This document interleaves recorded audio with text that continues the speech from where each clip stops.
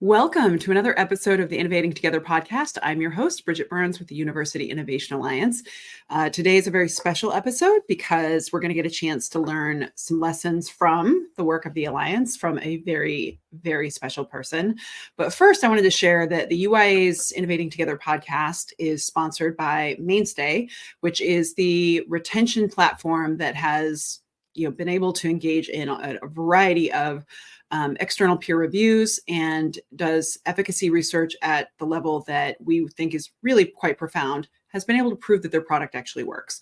You might have known them previously under the name Admin Hub. Check out their website, mainstay.com, to learn a little bit more about how they were able to improve retention dramatically at Georgia State University, for example, but they've done a variety of studies with a bunch of other institutions. So if you're looking for a chatbot or a platform to be able to assist with retention, take a look at Mainstay. We are also sponsored by the Carnegie Corporation of New York, who has been a generous supporter of the University Innovation Alliance for several years. So we are thankful for that. And today we get a chance to connect with, as I mentioned, someone who is particularly special. And so I want to welcome her to the show in just one second.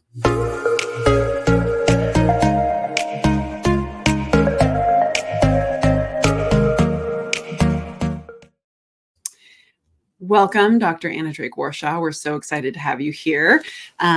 So for those of you at home who don't know Dr. Drake Warshaw, she has actually been vital to the UIA's existence, survival, navigation, and success for the past 7 years. And we are so excited because today is actually kind of like a quasi-exit interview live on the internet. Today is actually her last day with the UIA, but for very, very good reasons. We are sad to see her go, but we're really excited about what she's going to do. So Anna, thank you for joining us today. Thank you for having me, Bridget. So my goal is to make sure that you don't cry, but also it's going to be just it's a rare opportunity when you have someone who has been connected to the work so closely and is also such a great example of what we're trying to accomplish, that as you're transitioning, there's a lot of reflective thoughts. I'm sure you're having all kinds of not just feelings, but lots of introspection. And so we wanted to take this opportunity to surface some of your insights so that we can highlight them, but also because we get a lot of questions about the Alliance, and sometimes it's hard to explain them. And I feel like you have that unique superpower in this moment in time to be able to help us do that. Thanks. Well, I'd love to. So for those of you at home, and we'll turn to actually Anna and the questions. Important piece to know is that the UIA has a program called the Fellows Program, and it was originally designed to be a space that was a professional development pipeline for talent. We wanted to attract superstars, early to mid-career professionals from all kinds of places, and we wanted to give them a space that was going to be connected throughout our network with other people at similar levels, but where I often describe them as like a Swiss Army knife. Like they're learning new skills in real time, facilitation, project management, change management, leading and shepherding innovation, multi-lane, cross-functional work, which we think is what the future of American higher education is going to need, people who can do that kind of work. Anna was in the second class of the UIA Fellows when we first met her, and she was fresh from finishing her doctorate at UT Austin. And she actually became the UIA Fellow at the University of Central Florida, where she was widely beloved and did incredible work. And then we stole her and brought her to UIA Central, and she spent the past now total of 7.5 years with the UIA. And the best thing ever is that she's literally the byproduct of exactly what we wanted to accomplish, which is the Fellows Program was about sourcing incredible talent with all these amazing experiences and skills. And then hopefully they go on to change the rest of higher education. And she is about to leave, and today's her last day. And not next Monday, but the Monday after, she will become the president of the Colleges of the South, which is a consortium of universities. And so literally you are exhibit A of our greatest hope and dream. So that is the longest lead up ever. Anna, given that backdrop, what would you tell people about how the Fellows Program might contribute to where you are now? And I'm just curious about how you can share about that. Yeah, thank you. I was so incredibly fortunate, and it was so serendipitous that I found my way to the fellows program. I think there's so little in higher ed that helps us find career paths like this that are innovative and different and help us really think about systemic change and collaboration, beyond just a campus level. Not that there's not beauty in that, but there are so many roles that don't even exist in higher ed. And this helped me find, a succession of different roles that have really changed the course of my career. So I knew of the UIA through my time at UT Austin and found my way to the fellowship after we became Florida residents because of my partner's faculty position. And so for me, the fellow role was this amazing opportunity to do something that was, research-based, analytical, critical thinking, and also action-oriented. And I'm a very impatient person, and I love to do things. And we were navigating dual career academics, and so jumped at this because of the opportunity to, be close to the same place and do something that would build on what I'd done in grad school, but help me, really jump in and make change tangibly. So, spent a year and a half at UCF, and it was, I told Bridget this too, I love my time on the central team, but it's really hard for me to imagine a more kind of formative or interesting job than that time I had at UCF, because it just opened up so many rooms to me and just invited me to ask questions in a way that was invited, that they were looking for new thinking, new perspectives, and new resources and support that I might be able to shepherd, because we know capacity constraints are tough on campuses. There's so much that campuses could do if they had even just a little extra help or a new perspective, or somebody who didn't have a plate that was really assigned to one place. So, I was able to be meeting with the president and the provost, to be in cabinet meetings and to understand at a really high level or be exposed to what was happening on campus in a way that I never would have had I followed kind of a more traditional trajectory coming out of grad school. And, really learning how those folks thought about their roles and the decisions they had to make on campus, and getting the chance to inform, do research on and support some of those conversations.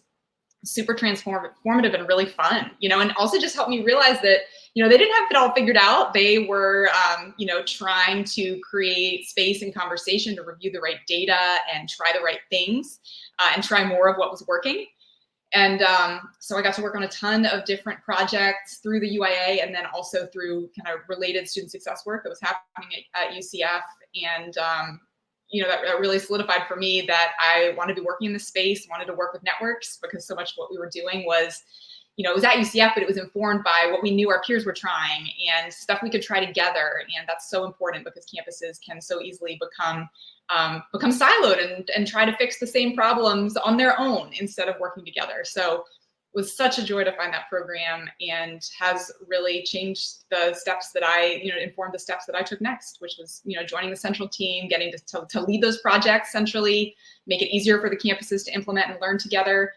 And then continuing to evolve as our organizations, our network has evolved. So I really feel like I've gotten to grow up alongside the UIA, and we both have a lot of growing left to do. But I've had an amazing, partner, coach, guide in Bridget and you, and just the most fun along this journey that I could really imagine. And I'm so excited to get to go apply what I've learned in a new space. They might think I'm a little nuts when I bring my sticky notes and my innovation toolkit, but I'm so grateful, that the fellows set me up to think this way about higher ed and to lead change collaboratively. I love that. Thank you. I love how you're like actively trying to make me cry, and you will not. I will be strong. So one of the rare things about you, well, there's a lot that's very rare about you, but one of the rare and special experiences that we've really benefited from is the fact that you understood and really took to heart our empathy first approach.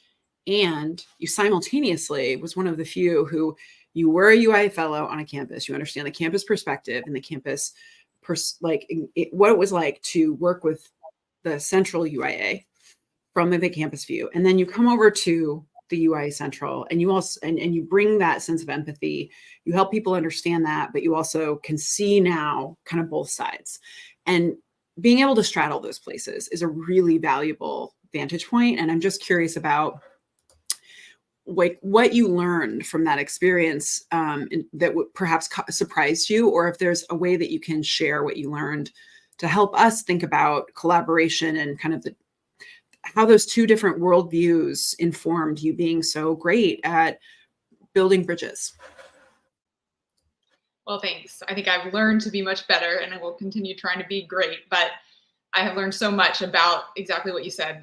Really, I think really at the end of the day, we all, I think, want things to feel clear and better laid out at the outset than they ever really can. And that only gets more complicated, I think, as you bring in more collaborative partners. And so I think what I learned at UCF was, despite leaders being leaders, they were still trying to find their way and make the best decisions that they could through the information that they had.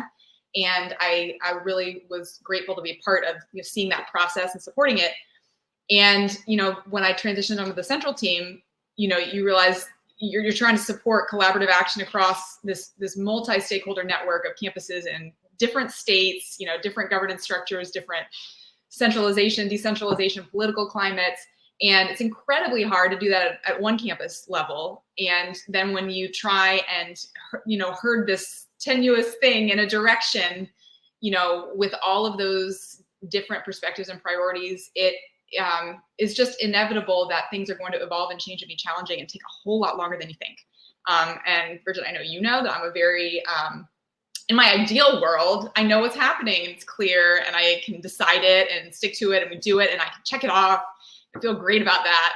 And so I think what I learned is that while that is a very fulfilling way to work, to be able to accomplish, what you set out to do, it is much more fulfilling, in this collaborative space to see how the work evolves and improves much beyond the way you might envision it would look at the beginning. And for me, that's been the biggest lesson from collaborative work is that, you can make a plan for yourself, but collaboration is not you. It is everybody involved, and things are going to change for 90% of those participants or those stakeholders along the way. And so it's really, the magic is in the evolution and the adaptation of how the work comes together. And so I just think there's just a tension between thinking like, well, if I'm going to sign up to do this, I want to know exactly what's going to happen. I like that, but it doesn't work that way. And if it does, it's really not as interesting at the end of the day. I think the hard work is the work that you have to figure out. So that's been a big lesson for me. And I've certainly become more resilient with the figuring it out process along the way. That's really great. Some people think that collaboration is like, take the number of campuses or the number of people that you need to serve and figure out what they want and then divide that by that number, right? Like that somehow by getting to, just the average expectation that you're somehow going to get to what the group wants. And I don't think that has been your approach at all. I feel like we've learned together about this, about kind of figure out what people need that they can't accomplish on their own, needs that are, or things they want to accomplish that they can only accomplish together.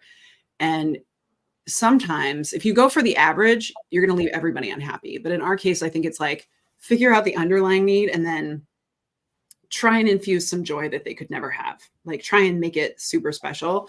And I definitely think that you have enhanced and evolved that perspective for us of finding ways to frost the cake, I think is a little bit. I wanted to know if there were other things about collaboration that you're going to bring into this new role that you learned from the bumpy path of helping to help the UIA evolve, because it wasn't just like you came here and it existed, and then it has gone through significant evolution since. We've added new members, we've grown significantly, and I'm just wondering, you're coming in to go serve a group of institutions that have a very specific mission. I assume they formed this, which is fabulous, and just kind of what have you learned about collaboration? Like, give us a little.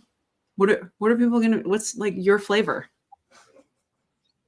Well, I mean, I think my flavor is very informed by your flavor, but I think, I like, this, I really like for everybody at the party, everybody in the group everybody in the network to be happy and deeply fulfilled and energized and have all their needs met at any given time. And I think what I've learned about collaboration is that, like like family dynamics, like all sorts of, everybody's got different needs at different times, and it's going to ebb and flow. And you have to figure out,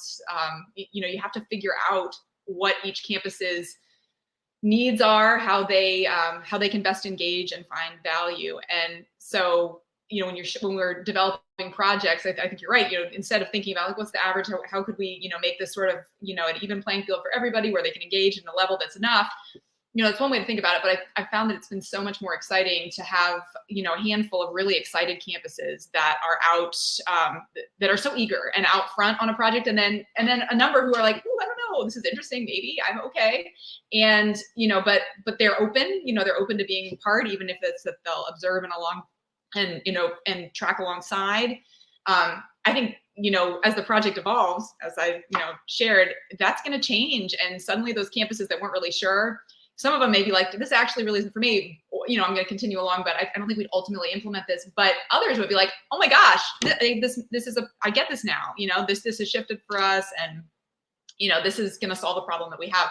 So I think when you can really follow your network and listen to where are there some leading ideas, and because it's not coming from us, it's coming from the handful of campuses on a certain project that have an idea, and supporting them and building out space. That's so I think that's where collaboration looks and feels best to me, is if you can, you can be working with folks who have ideas that you can foster, and then see how that develops for others, for others in the network. Love it.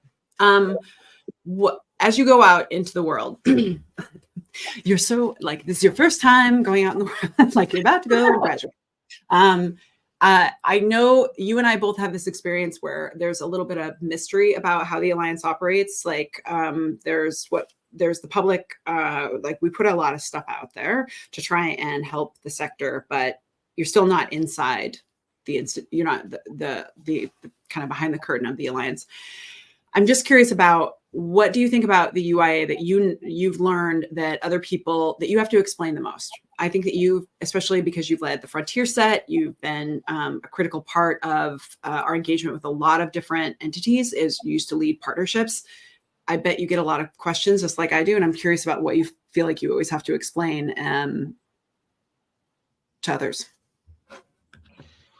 Yeah, well, I feel like you've always got to explain that, the questions that any participant has, they all want to know how they can engage fully and do a good job. And so many of those questions that you're getting when you're the network are like, how am I supposed to do this? What are the details of this? And we are figuring that out together. And so I think, a really important thing to understand for anybody who's part of a network is to participate in the process of figuring it out together, because there is, it is really challenging to move a really large ship. And so, rather than assuming that there is a secret plan, or that, that will become clear, working together towards clarity, about the general direction that you're pursuing together, how best to meet everybody's needs, I think just needs to be a collaborative process, and a little bit of grace as we try and figure it out together, because it's hard to be one campus, it's hard to be one person. And then you try and, make a nebulous network going in a direction. It's not fast sometimes. So, and then I think I would also just say that I think more about the, as you ascend sounds very fancy, but, as you evolve your career, as I moved from UCF to Central and was able to advance through different positions within the Central team, I've certainly learned and shared with you, Bridget, like it doesn't become clearer, the more influence you have. And I think, because there are so many levels and layers of networks, there's this assumption that like, oh, well, they, the Central or this, the bosses, they've definitely got it figured out. We're working on figuring it out. And, just so it really doesn't get easier, it gets harder, but you get more resilient with the questions, the questions that seem very overwhelming when you're trying to figure out how to participate and how to succeed, and you want to know what the expectations are. I think that's what drives a lot of questions for clarity. Those questions change as you advance. You're asking different questions about, how do I navigate this? What's the best decision to make given these dynamics? It doesn't really get clearer. You just start to understand and accept a little bit more, I think, what feels sticky. So you have led and helped lead a lot of different initiatives for us. Completion grants, the college to career work at times reported up to you, the most recently our academic recovery, DFW work. All of these things flow up. And I feel like as you describe the thing you have to explain, it for me is, I think it's that when there's variation, that's the most interesting part. Like that is the uniqueness of how we work, is that we're like, we come up with an initial sense of how we're going to scale this idea and how we're going to do it. And when there's variation and there's fluctuation and change, that we are like, oh my gosh, this is science happening and it's innovation happening right now. And I think that that curiosity that you've always brought to your work and that we bring to ours is, I think that's a big part of the, if there's a difference, not that other people don't have that, but I just feel like that's where we feel like it's a laboratory, is that like when people are varying what they committed to, and we get to investigate why, and then we learn the story on that campus and all the change management like quirks. It's just so, I think that's a big part of it. That's absolutely my favorite part. And I'm just thinking back to so many, liaisons retreats or convenings where, you're kind of a bystander and you see a group of campuses and they're talking at a table and they're in it and they kind of forget that you're there, and you're just like, this is why we made this space. It's so thrilling because you are not important to that conversation, but you helped. You helped bring that group together, and you help them have a space to share and have some takeaways that they wouldn't have otherwise. So definitely, the nuance is what's most interesting. And I think that's been something really interesting to learn with funders over time, because, obviously you want the clearest evaluation, you want the most consistent fidelity across your project, but, it's really when something is a little bit different that you learn, even more. So I've really enjoyed that. And that's been so fun.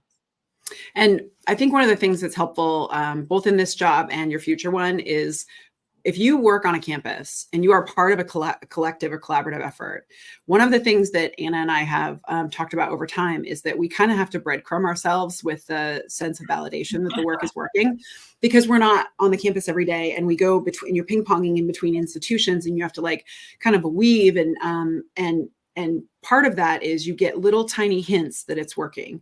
You get a little piece of like a nugget on this campus, or somebody shares this one anecdote. And then the piece that's important is that because we're a virtual, is like, make sure to bring that home. And because we live off the breadcrumbs together, like, oh my gosh, this cool thing is happening on this campus because of this project, and like it's evolving. And so just know that if you work on a campus, share that stuff, because it is literally what we live for. And it is like the thing that gives us the joy that helps us be sustained in the work, in the same way that every day that you walk on campus and you see students, that's part of your joy, right? Like we don't get the students, but we get the nuggets of insight that are just like so rich. And I love that. Absolutely. I think I'm still gonna, when I find those in my new world, I think I'm still gonna have to tell you, because that is what keeps, that's what keeps it going. Like the hunt, it's like the hunt for gems. The hunt for gems, yes. So, well, as we wind up this conversation, what are you going to miss the most? What are you most excited to leave behind? Oh gosh, what am I going to miss the most? I'm going to miss the energy level, the energy level and the figure it outedness. I just love, I love the way that our team works together to try and figure stuff out, the way our campuses are eager to figure things out. I love the way we infuse kind of the yes and mentality through everything that we do. And, I think I have gotten so used to that. And I don't think the rest of the world or the sector really thinks that way. There's a lot of, no, we can't do that. And I have loved this space, and it's really, I'm bringing it where I'm going. So y'all be ready because yes, we can think, we can build on these ideas and they can go places. So I'm going to miss that a lot in the vibe, you are so good at making work fun, and because that's the way that we do our best work. And, I think you've always really understood that, especially in the time that higher ed has been in, increasingly, creating community and purpose around this work is so important. And, on our team, that's the same. So I've really enjoyed getting to be part of that, and have learned how important it is, to be intentional about doing that. And I think what I am excited to leave, well, there's something I'm excited to leave behind. I don't know. I think, I don't know what I'm excited to leave behind, because it's been such a day in which I feel like I just, am so grateful for all of the ways that this has shaped me. You know, I'm really excited to take what I've learned, and there's nothing that I am eager to leave behind, because it has all been so important to this experience I've had and the ways that I've grown. I love that. And I love how you're definitely still trying to make me cry. It's working. But there have been plenty of those in a good way. But I just wanted to follow up that one of the things that we came to the conclusion of, that based on what you were just saying, is that student success work is too boring, too important to be boring. And I think that's like an underlying thing, is that the collaboration is hard. People think it's easy. It's not. It's actually often unpaid labor people expect of you. So you have to make it fun. If there's not joy involved, like, I wouldn't do it. I can't pay people enough to do the extra work that collaboration requires. And I feel like that is definitely an ethos that, whether it's student success work or as you work on topics affecting small liberal arts colleges, like, collaboration is too important, and it needs to happen for the future of American higher education. We have to get out of our silos, and we have to work together. And the only way we're going to do it is if we make it fun. And I feel like you're going to bring plenty of fun with you, because you're a very fun person, and you're going to bring your joy. And plus, it's not goodbye. It's just it's more. I can't wait to see what kind of projects that we will figure out on how to work together on in going forward. So you have been critical to the Alliance, not just continuing and existing and evolving, but also thriving. You've been incredibly valuable to every aspect and every element of work. We're going to miss you terribly, but again, you are literally living our greatest dream, going on to affect change and to serve campuses and make collaboration fun and valuable for others. It's just like, couldn't ask for anything more. Like, you're now like the student walking across the stage that's like Exhibit A, our wildest dream. And so thank you so much for sharing your insights. And again, before we go out, we are definitely going to land this plane. So Dr. Drake Warshaw, it's now 5:01 your time, which means it has been your last day. So thank you so much for everything you've done. And for those of you at home, we hope that this has been a helpful exit interview with Dr. Drake Warshaw about her time with UIA and where she's going to go next. We will see you next week. Thank you so much, Bridget. I love the conversation and the time. Thanks for this.